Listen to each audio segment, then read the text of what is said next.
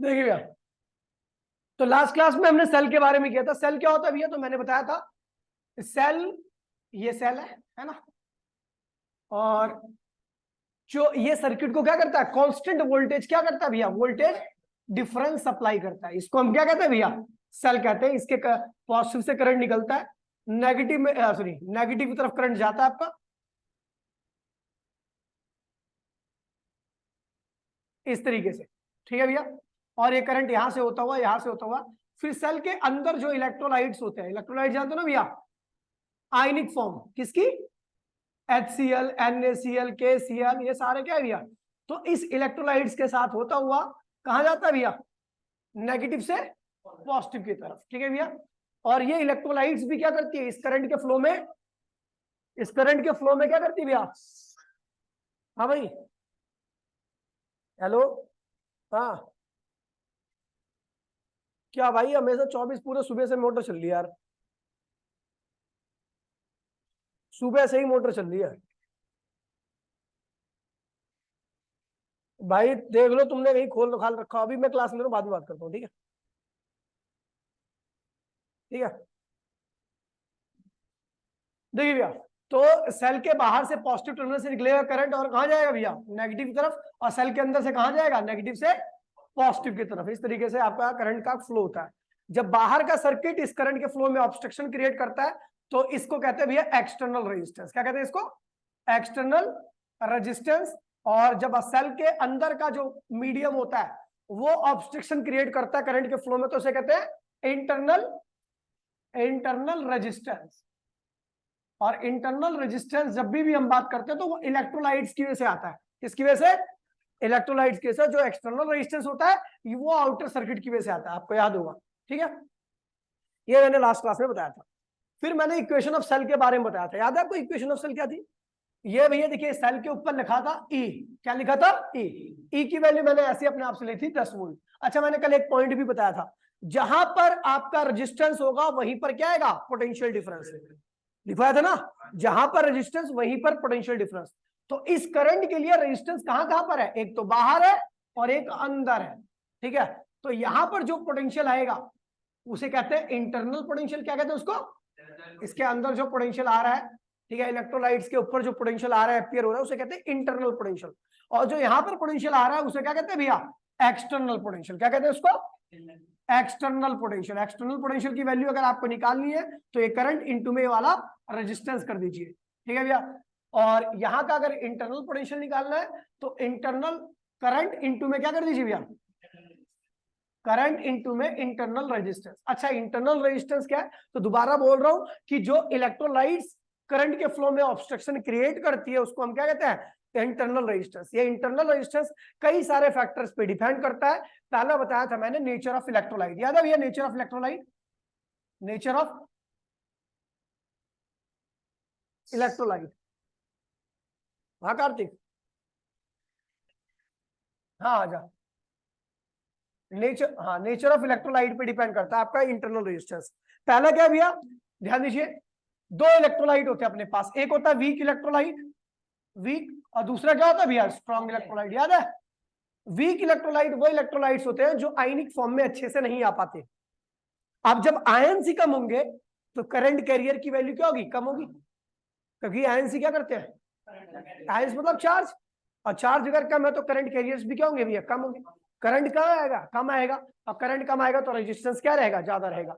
तो जब weak electrolyte होती है तो वो ज्यादा इंटरनल रेजिस्टेंस ऑफर करती है, ठीक है। स्ट्रॉन्ग इलेक्ट्रोलाइट्स होती है तो स्ट्रॉन्ग इलेक्ट्रोलाइट्स का डिसोसिएशन क्या होता है, कंप्लीट हो जाता है, ठीक है। बहुत सारे आयंस होते हैं, यानी बहुत सारे चार्ज होते हैं, बहुत सारे चार्ज होंगे आपके पास, तो भैया क्या होगा, बहुत सारा करंट भी रहेगा। जहां करंट ज्यादा होगा तो वहां पर रेजिस्टेंस अपने आप क्या होता है, कम हो जाता है, ठीक है। और दूसरा फैक्टर था आपका सेपरेशन बिटवीन इलेक्ट्रोड्स। इलेक्ट्रोड्स के बीच में कितना सेपरेशन, याद है आपको, separation between, in between electrodes, electrodes के बीच में कितना सेपरेशन है। अगर इलेक्ट्रोड्स के बीच में देखिए सेपरेशन, ये इलेक्ट्रोड्स है, ठीक है, ये इनके बीच का सेपरेशन है। अगर ये इलेक्ट्रोलाइट है, ये बीच में क्या इलेक्ट्रोलाइट्स है, ठीक है, इलेक्ट्रोड्स के बीच में इलेक्ट्रोलाइट्स होते हैं। तो अगर सेपरेशन को बढ़ा दूंगा तो जो आयंस मूव करेंगे उनको ज्यादा डिस्टेंस कवर करना पड़ेगा। सेपरेशन ज्यादा रहेगा तो डिस्टेंस क्या रहेगा, ज्यादा रहेगा। ज्यादा डिस्टेंस में कोलिजन के चांसेस क्या होते हैं, आयंस के फ्लो में ज्यादा हो जाते हैं, जिसकी वजह से कोलिजन ज्यादा होगा तो काइनेटिक एनर्जी में लॉस क्या होगा, ज्यादा, यानी आयंस की वेलोसिटी क्या हो जाएगी, कम। आयंस की वेलोसिटी कम होने के साथ ही आयंस की वजह से करंट भी क्या होगा, कम हो जाएगा। और जब आयंस की वजह से करंट कम हो जाएगा तो रेजिस्टेंस क्या होता है भैया, ज्यादा हो जाता है। इंटरनल रेजिस्टेंस केस में बढ़ गया। अब इन्हीं दोनों इलेक्ट्रॉन्स के बीच में इनको पास पास मिला दिया जाए इन दोनों को, तो दोनों के बीच में सेपरेशन कम हुआ, दोनों के बीच में जो आयन का फ्लो होगा वो छोटे रास्ते में होगा, और छोटे रास्ते में कोलिजन्स क्या होते हैं, कम होते हैं। लॉस ऑफ काइनेटिक भी क्या होगा, कम होगा। वेलोसिटी इनकी क्या रहेगी, ज्यादा रहेगी। करंट क्या आएगा, ज्यादा आएगा। और इंटरनल रेजिस्टेंस क्या रहेगा आपका, कम रहेगा। ठीक है। एक और है फैक्टर जो है भैया टाइम ऑफ यूज। क्या है भैया, टाइम ऑफ यूज। आप सेल को बहुत दिनों तक यूज करोगे ना तो सेल की क्वालिटी धीरे धीरे क्या होती है, खराब हो जाती है। रीजन बड़ा खराब हो जाती है। ठीक है। अब ऐसा क्यों होता है भैया, क्योंकि टाइम, आपने पता है देखिए इन्वर्टर की बैटरी में टाइम टाइम पे आप पानी डाल दो। रीजन क्या है, क्योंकि अंदर का पानी जो होता है वो थोड़ा वेपराइज हो जाता है, सूख जाता है। इसकी वजह से जो अंदर के इलेक्ट्रोलाइट्स होते हैं उनकी कंसंट्रेशन क्या होती है, काफी ज्यादा हो जाती है। अब ज्यादा कंसंट्रेशन में क्या होता है भैया, इलेक्ट्रोलाइट्स का फ्लो अच्छे से नहीं हो पाता। भीड़ भाड़ में कौन ज्यादा फ्लो कर पाएगा, एक स्विमिंग पूल में 2 बंदे हैं, एक स्विमिंग पूल में 50 बंदे हैं, कौन ज्यादा फ्लो कर लेगा, 2 वाला, क्योंकि यहाँ पे कंसंट्रेशन क्या है, कम है। तो बिल्कुल सेम आयन के साथ भी यही होता है, जब कंसंट्रेशन बढ़ जाती है तो वहां पर चार्ज का फ्लो, मोबिलिटी क्या होती है, कम हो जाती है। जहां मोबिलिटी कम होती है वहां पर ड्रिफ्ट वेलोसिटी भी क्या होती है, कम हो जाती है। करंट क्या होता है, कम हो जाता है। और रेजिस्टेंस क्या होता है भैया, ज्यादा होता है। ये आपके इंटरनल रेजिस्टेंस था जिन फैक्टर्स पे डिपेंड करता है। फिर मैंने इसकी 2 इक्वेशन डराइव कराई थी, एक इक्वेशन ऑफ चार्जिंग, दूसरा इक्वेशन ऑफ डिस्चार्जिंग, आपको याद होगा। ठीक है। इक्वेशन ऑफ चार्जिंग में हमने क्या किया था, ठीक है, equation of charging, equation sorry discharging पहले ड्राइव किया था। इक्वेशन ऑफ डिस्चार्जिंग की बात करूंगा तो आप सेल को यूज कर रहे हो, और जब सेल को आप यूज करते हो तो जाहिर सी बात है सेल यूज कर रहे हो, यानी सेल करंट सप्लाई कर रहा है। और सेल करंट सप्लाई जब ही कर सकता है जब वो दूसरे वाले का पोटेंशियल क्या हो, कम हो। आपने कभी सोचा है कि सर्किट में करंट क्यों जाता है, सोचा कभी? देखिए सर्किट में करंट जाने का मतलब केवल यही है कि भैया सर्किट का पोटेंशियल क्या था, कम था, और जहां से करंट जा रहा वहां का पोटेंशियल क्या था। अब सर्किट में आपने सेल को जोड़ दिया तो सेल का पोटेंशियल क्या है, ज्यादा है, सर्किट का क्या है, कम है, तो करंट का फ्लो स्टार्ट हो जाएगा सर्किट के अंदर। समझ गए? तो भैया बड़ा सिंपल सा रीजन है, ज्यादा दिमाग लगाने की आपको आवश्यकता नहीं है। अगर करंट का फ्लो हो रहा है तो इसका मतलब सर्किट का रेजिस्टेंस क्या है भैया, समझ गए? तो ये भी चीज ध्यान में रखना, और सर्किट का पोटेंशियल क्या है, कम है। ठीक है, एक मिनट क्लास में। ठीक है, तो अब देखिए, तो उसके बाद फिर अब देखिए, अब आता भैया आपका मैंने क्या बताया था आपको, इक्वेशन। ठीक है भैया, इक्वेशन देखिए, equation of discharging, discharging equation. ठीक है, इक्वेशन ऑफ डिस्चार्जिंग क्या, देखिए ये आपका सेल है। ठीक है, और ये सेल का क्या भैया, नेगेटिव साइड, और ये सेल की क्या है भैया, पॉजिटिव साइड। आपने देखा होगा ना, ऐसा होता है। ठीक है, अंदर क्या है भैया, इंटरनल रेजिस्टेंस है, किसकी वजह से आता है बेटा, इलेक्ट्रोलाइट्स की वजह से। किन किन फैक्टर पे डिपेंड करता है, ठीक है, किन किन फैक्टर पे डिपेंड करता है, तो भैया वो क्या है भैया आपका, बता दिया मैंने आपको। और ये भैया आपका क्या, आउटर सर्किट है। ठीक है, ये, ठीक है, और ये है भैया कैपिटल आर। ये करंट गया, ये करंट गया, और ये करंट गया। अंदर क्या होगा, इस तरीके से करंट आएगा और ऐसे ऐसे करके ऐसे निकल जाएगा। ठीक है, सेल पे लगाया क्या भैया, ई लिखा हुआ है, सेल पे क्या लिखा हुआ है, ई। तो भैया देखा गया है भैया कि जो यहाँ पर मान लीजिए ये ई है, तो इसके यहाँ पर क्या होगा, इंटरनल पोटेंशियल, और यहाँ पर क्या है भैया, एक्सटर्नल पोटेंशियल। तो जो ईएमएफ होगा वो internal potential plus external potential के सम के बराबर होगा। इंटरनल देखिए ईएमएफ है, इंटरनल पोटेंशियल क्या होगा भैया, करंट इनटू में रेजिस्टेंस, और एक्सटर्नल पोटेंशियल क्या होगा भैया, यहाँ का करंट इनटू में यहाँ का रेजिस्टेंस। इसको हम क्या लिखते हैं, वी। क्या क्या लिखते हैं, तो ई इक्वल्स में क्या होगा, आई आर प्लस वी। ये हो गया आपका इक्वेशन ऑफ डिस्चार्जिंग। क्या हो गया, अब चार्ज करोगे तो करंट की डायरेक्शन क्या होगी, चेंज हो जाएगी। ठीक है भैया, और ये हो जाएगा आपका ई इक्वल्स टू में, ये करंट अपनी डायरेक्शन को रिवर्स कर देगा, तो ये क्या होगा, minus I R plus V. तो इक्वेशन होगा वी माइनस आई आर। ठीक है, आई आर। ठीक है, ये हो गया। ठीक है भैया, और ऐसी समझिए भैया। अब इसका कॉम्बिनेशन ऑफ सेल करते हैं। पहले आप इसे कॉपी कर लो जो पीछे का लिखा हुआ है, ठीक है, ये वाले पेज को, इन वाले पेजेस को कॉपी कर लो फटाफट, जल्दी से कॉपी कर लो, मैं आ रहा हूं, बता रहा हूँ, ठीक है।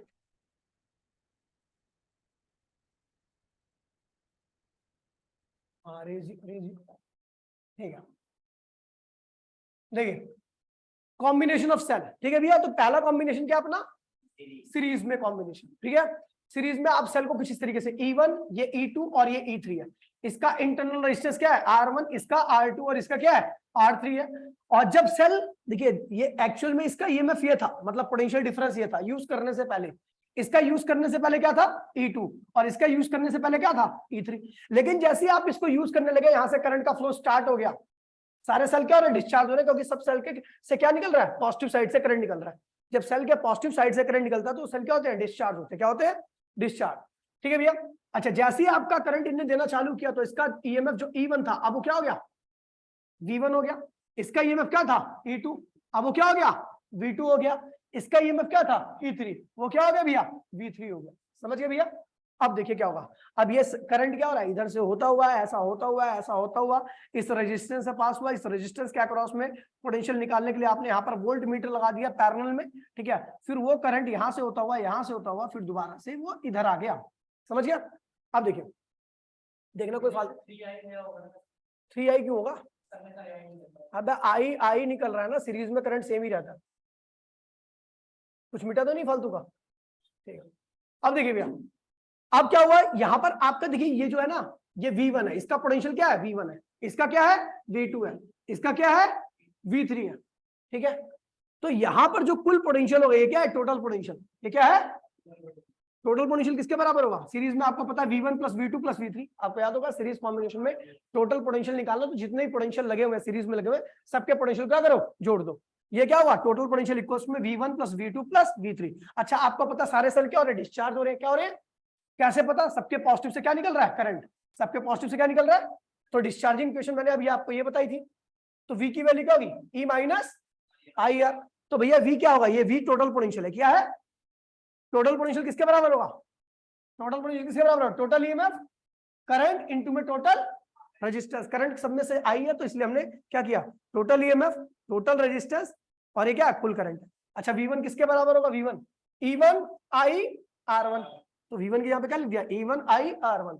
अच्छा, V2 किसके बराबर होगा, V2 किसके बराबर होगा, E2 I R2, ठीक है। ऐसी V3 किसके बराबर होगा, V3 E3 I R3। कोई दिक्कत तो नहीं बेटा, ये हो गया। उसके बाद हमने क्या किया,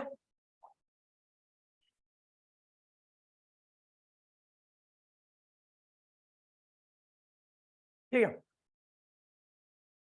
चलो उसके बाद हमने क्या किया, ये सारे चीजों को देखिए, ये इस साइड को ऐसे ही रहने दिया, इस साइड को ऐसे ही रहने दिया, यहाँ पे लिख दिया ऐसे, ठीक है। उसके बाद E1 E2 E3, E1 E2 E3 को सबको साथ में लिख दिया। ऐसे ही I R1 I R2 I R3 को यहाँ पर एक साथ में लिख दिया, और तीनों में से क्या क्यों कॉमन ले लिया, I कॉमन ले लिया, I कॉमन लिया। अब दो साइड अगर आपकी बराबर है तो इसके कॉरेस्पॉन्डिंग पार्ट्स भी क्या होते हैं, बराबर होते हैं। तो इसका कॉरेस्पॉन्डिंग पार्ट क्या है, ये वाला है, और इसका कॉरेस्पॉन्डिंग पार्ट क्या है, ये वाला है। ये दोनों को हमने क्या किया भैया, बराबर प्रूफ कर दिया।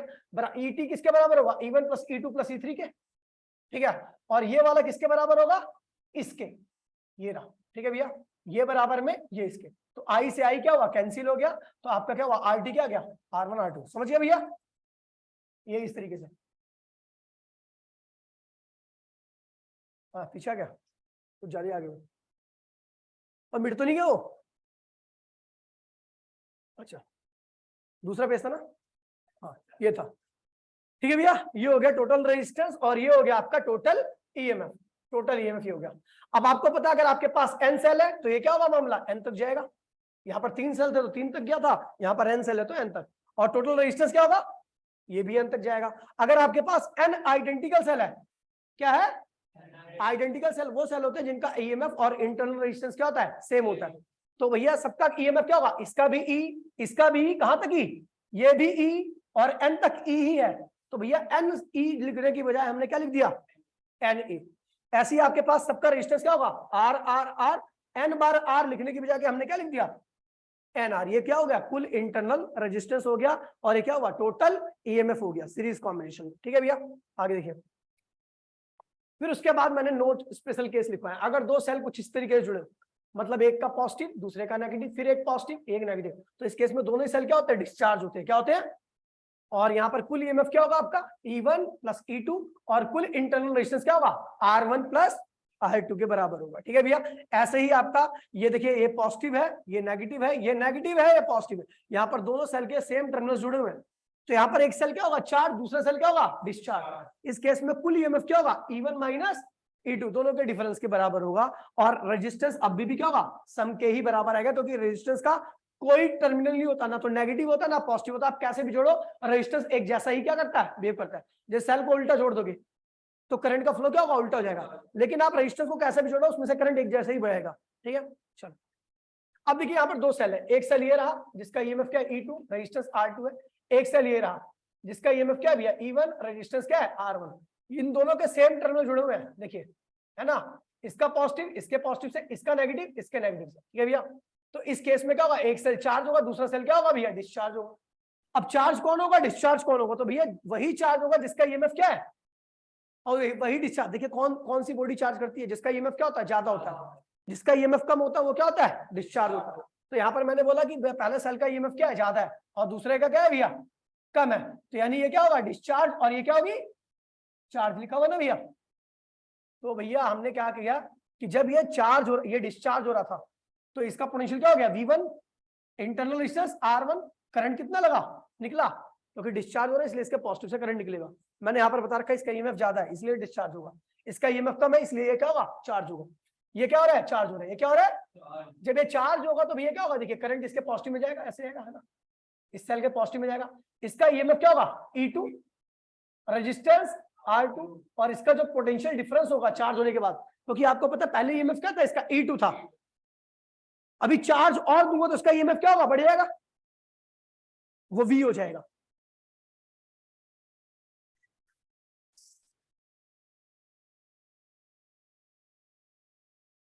ठीक है, तो ये क्या हो रहा है भैया, चार्ज। अच्छा ये एक बात बताओ, इस केस में यहां पर V ज्यादा होगा या E1 ज्यादा होगा, V1 ज्यादा होगा या E1 ज्यादा होगा, ये डिस्चार्ज हो रहा है E1 ज्यादा, जो अगर जो डिस्चार्ज होती है उस केस में उसका ईएमएफ क्या होता है, ज्यादा होता है, V क्या होता है, कम होता है। इसमें कौन ज्यादा होगा, V2 ज्यादा होगा या E2 ज्यादा होगा, V2, क्यों, क्योंकि ये चार्ज हो रही है, इसका ईएमएफ क्या लिखा था सेल पे E2, लेकिन चार्ज करेंगे तो जो पोटेंशियल आएगा इसके अक्रॉस में क्या होगा, ईएमएफ से भी बड़ा होगा, तो जो चार्ज होगा उसके अक्रॉस का पोटेंशियल क्या होगा, ज्यादा होगा, ईएमएफ क्या होगा, कम होगा, जो डिस्चार्ज होगा उसके अक्रॉस का ईएमएफ कम होगा और ज्यादा होगा, और पोटेंशियल क्या होगा, कम होगा। समझिए भैया, अब इक्वेशन लगा दीजिए। ठीक है, अब ये डिस्चार्ज, ये क्या हो रहा है, चार्ज हो रहा है, चार्ज की इक्वेशन क्या होती है आपको बताया होगा, ये क्या था, E = V - I है, तो इसका ईएमएफ क्या है भैया E2, पोटेंशियल क्या है भैया E2, करंट क्या इसके अंदर जा रहा है I1, और रेजिस्टेंस क्या है भैया R2, इसकी इक्वेशन ये बन गई। ठीक है, अब ये डिस्चार्ज हो रहा है, डिस्चार्ज हो रहा है तो क्या हो भैया, डिस्चार्जिंग इक्वेशन ये होती है। ठीक है, तो ईएमएफ क्या है इसका E1, पोटेंशियल क्या है भैया V1, करंट क्या है I, और रेजिस्टेंस क्या है R1, कोई दिक्कत तो नहीं भैया, ये हो गया। ये नोट ध्यान रखना, बहुत इंपॉर्टेंट नोट है। अब आ रहा है भैया पैरेलल कॉम्बिनेशन, क्या आ रहा है भैया, पैरेलल कॉम्बिनेशन। पैरेलल कॉम्बिनेशन में हम सेल को कुछ इस तरीके से जोड़ते हैं। ठीक है, सबके अक्रॉस में पोटेंशियल क्या होगा भैया, सेम होगा, क्योंकि आपको पता है पैरेलल कॉम्बिनेशन में पोटेंशियल क्या होता है, सेम रहता है। इससे करंट कितना निकला, इससे कितना निकला, इससे कितना निकला, सबके पॉजिटिव से करंट निकल रहा है, यानी सारे सेल क्या हो रहे हैं, डिस्चार्ज, क्या हो रहे हैं। ठीक है, इससे करंट I1 निकला था तो इसके अंदर करंट भी क्या जाएगा I1, इससे I2 निकला था तो इससे करंट क्या जा रहा है इसके अंदर, यहां से करंट कितना निकला था, यहां पर कितना जा रहा है, समझ गया भैया, तो ये चीज ध्यान में रखना।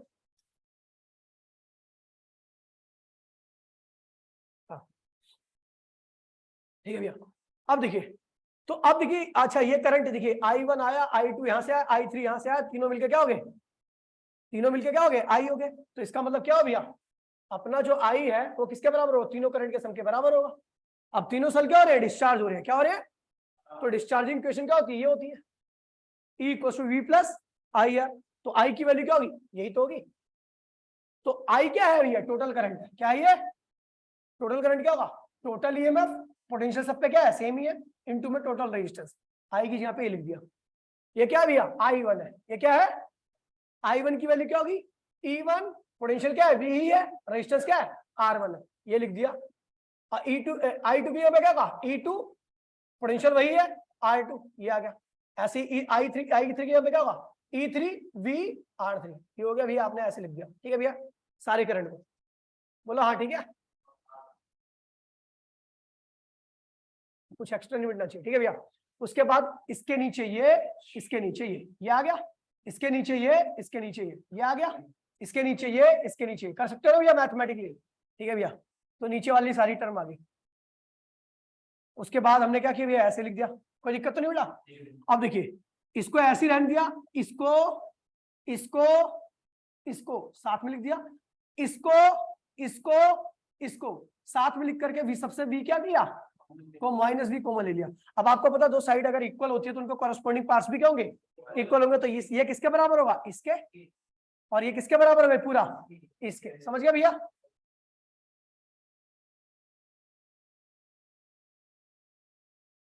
कुछ एक्स्ट्रा तो नहीं मिट रहा, चलो फिर आते भैया। अब कॉरेस्पॉन्डिंग बराबर है तो ये ET अपॉन में RT किसके बराबर होगा, इसके, ठीक है। और ठीक है, और ये हो गया आपका n सेल के लिए क्या होगा, E1 अपॉन में R1, EN अपॉन में RN, ठीक है भैया। ये n सेल के लिए हो गया। आइडेंटिकल सेल है तो ये कितनी बार आएगा, n बार आएगा, सेम चीज n बार आएगी, तो लिखने की बजाय हमने क्या किया, n से मल्टीप्लाई कर दिया। अच्छा अब ये निकाल देंगे, आपको पता ये वाली चीज क्या होगी, सॉरी ये वाली चीज क्या होगी, ये वाली चीज क्या होगी, इसके बराबर होगी, इसके बराबर होगी। तो हमने ये सॉल्व किया, कहाँ गया, ये रहा, ठीक है ये रहा, ठीक है भैया। तो ये वाली चीज इसके बराबर कर दी, माइनस बी से क्या किया, माइनस बी कॉमन कर कैंसिल कर दिया, ये क्या होगा R1 बाय में R1, 1 बाय में R2, 1 बाय में R2। ये हो गया भैया। n सेल है तो भैया मामला कहां तक जाएगा, n तक जाएगा। आइडेंटिकल सेल है तो क्या होगा, इसको n बार लिखने के बजाय हमने क्या किया, n से मल्टीप्लाई कर दिया, टोटल रेजिस्टेंस क्या हो गया, ये हो गया आपका, ठीक है भैया। अब यहाँ पर एक बहुत ज्यादा इंपॉर्टेंट बात बताने जा रहा हूं मैं आपको, ध्यान दीजिएगा, ठीक है। देखिए नोट में बहुत इंपॉर्टेंट नोट है, क्या नोट है, कहता है भैया अगर आपके सेल इस तरीके से जुड़े हुए हैं और ये क्या है भैया, बाहर का रेजिस्टेंस है, और ये क्या है भैया, कुल करंट है, क्या है ये, तो करंट निकालने का फॉर्मूला क्या होता है, टोटल पोटेंशियल अपॉन में टोटल रेजिस्टेंस। टोटल पोटेंशियल क्या होगा, तीनों सीरीज में है तो क्या होगा, ये होगा, और टोटल रेजिस्टेंस क्या होगा। तो आपको पता है रेजिस्टेंस यहाँ पर दो टाइप के हैं, एक तो ये 3 रेजिस्टेंस है जो कि इंटरनल है, और एक क्या है भैया, एक्सटर्नल। तो कुल इंटरनल प्लस कुल एक्सटर्नल। तो हमने क्या किया, यहाँ पर इसकी जगह पे हमने क्या लिख दिया, टोटल EMF, इसके यहाँ पे क्या लिख दिया, टोटल इंटरनल रेजिस्टेंस, इसके यहाँ पे क्या लिख दिया, टोटल एक्सटर्नल रेजिस्टेंस। तो करंट निकालने का जब भी सेल के लिए आप करंट निकालोगे तो क्या करोगे, total EMF, total internal resistance plus total current, ये आपका एक्सटर्नल रेजिस्टेंस ये आपका देगा, ठीक है भैया। सारी चीजें फटाफट इसको कॉपी कीजिए, ठीक है, ठीक है, आसान था। कल करेंगे भैया इससे भी आगे की चीजें। ये भी आपकी इक्वेशन ऑफ डिस्चार्ज, ये क्या चार्ज है ना, ठीक है। तो भैया देख लीजिए आप लोग, स्टार्ट कीजिए, ठीक है। ऑनलाइन वाले आप लोगों को लेना तो ले लियो, मीटिंग इसकी कर दीजिए।